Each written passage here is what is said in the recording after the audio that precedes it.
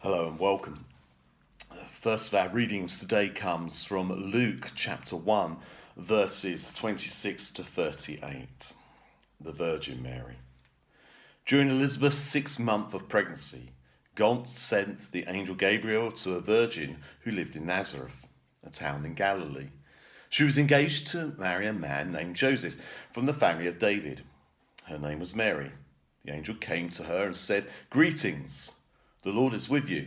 You are very special to him." But Mary was confused about what the angel said. She wondered, what does this mean? The angel said to her, "Don't be afraid, because God is very pleased with you. Listen, you will become pregnant and have a baby boy. You will name him Jesus. He will be great. People will call him the Son of the Most High God, and the Lord will make him king like his ancestor David. He will rule over the people of Jacob forever. His kingdom will never end." Mary said to the angel, "How will this happen? I'm still a virgin." The angel said to Mary, "The Holy Spirit will come to you, and the power of the Most High will cover you. The baby will be holy and will be called the Son of God." And here's something else. Your relative Elizabeth is pregnant. She is very old, but she is going to have a son. Everyone thought she could not have a baby, but she has been pregnant now for 6 months. God can do anything. Mary said, "I am the Lord's servant. Let this thing you have said happen to me." Then the angel went away.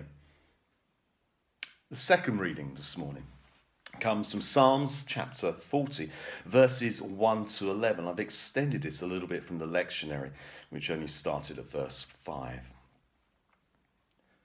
To the director, a song of David. I called to the Lord and he heard me. He heard my cries. He lifted me out of the grave. He lifted me from the muddy place. He picked me up, put me on solid ground, and kept my feet from slipping. He put a new song in my mouth, a song of praise to our God. Many will see what he did and worship him. They will put their trust in the Lord. Blessings belong to those who trust in the Lord, for those who do not turn to demons and false gods for help. Lord my God, you have done many amazing things. You have made great plans for us, too many to list. I could talk on and on about them because they are too many to count.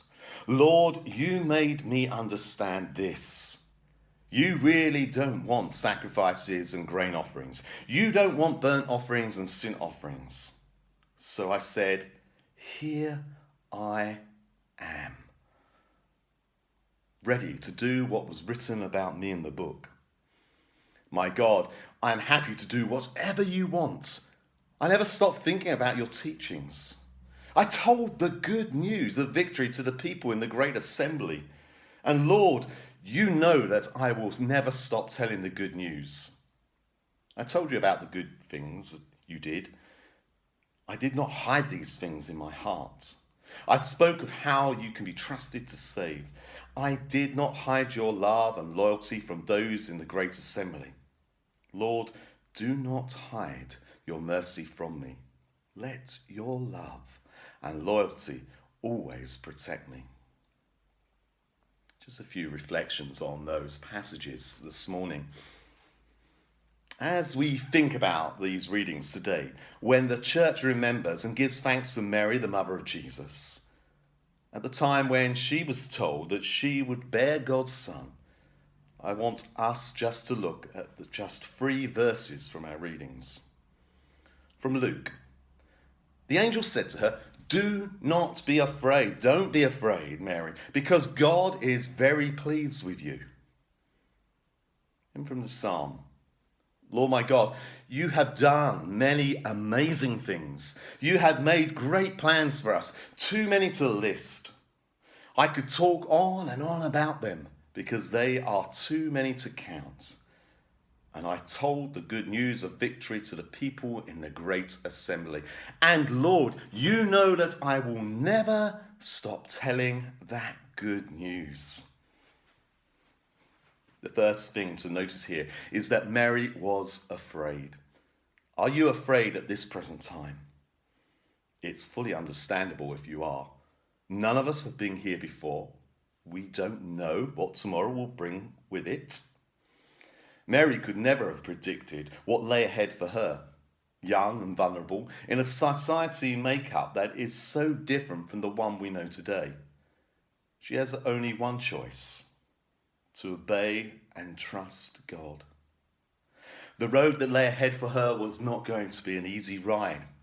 The fear of rejection from the man she was betrothed to and the potential consequences of stoning were all too real. Not being able to give birth to a child in the comfortable surroundings of her own home. The death threat from Herod and the subsequent exile as a refugee into Egypt. The fear she had for her son when he started his ministry, and again the death threats that came his way. And of course, the cross. It really isn't any wonder the angel said, "Do not be afraid." Yet fear does not dominate her life. On hearing the message from the angel, she sings with joy. She magnifies the name of God. In the time of trouble, do we live in the darkness of fear, or can we look to God and see the good things he has done for us? It is so easy to get trapped in a world of negativity. Just look at our social media posts. It seems harder to shout about the amazing things God is doing all the time. We need to ask ourselves, why is this? The psalmist recognizes all that God has done for him, so much that he just can't keep quiet about it. He can talk all day long. He brings light into the shadows and expels the darkness. This good news, he says, I want to share with everyone. He says to God, I don't ever want to stop talking about your good news. I know full well that this is a difficult time. Kathy and I can't see my family in the flesh, just like many of you can't. At a time when we should normally be gathering and sharing the joy of our two expectant mothers.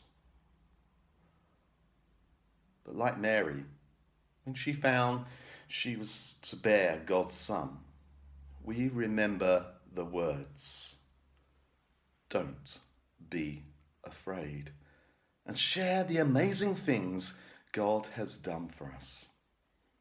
Live each moment in the light of Christ. Amen.